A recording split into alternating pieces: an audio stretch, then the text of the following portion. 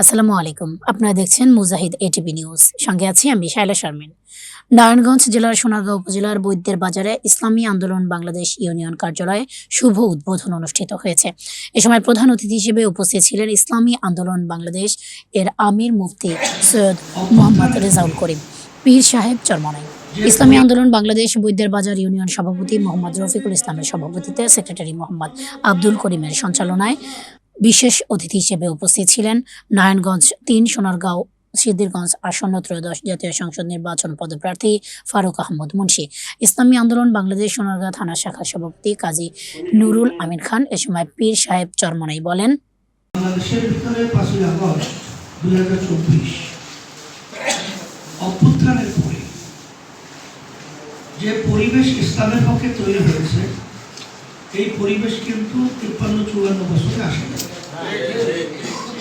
সেই হিসাবে ইসলামের শক্তিকে বাড়াবার জন্য, ইসলাম রাষ্ট্রীয় পর্যায়ে ক্ষমতায় উত্তীর্ণ হওয়ার জন্য আমরা আলহামদুলিল্লাহ ইসলামী আন্দোলন বাংলাদেশ আমাদের প্রতীক হলো হাত পাখা।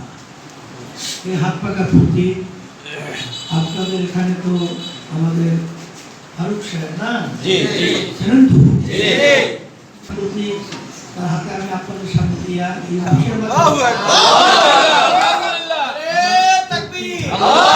তাওয়াক্কুল করে আমি চেষ্টা করতে থাকবো। ফল ভালো দেওয়ার মালিক আল্লাহ, বরকত দেওয়ার মালিক আল্লাহ। এইভাবে আমরা চেষ্টা করবো। আর মূল অভিজ্ঞতা দিনের জন্য কবুল করুন। আমিন।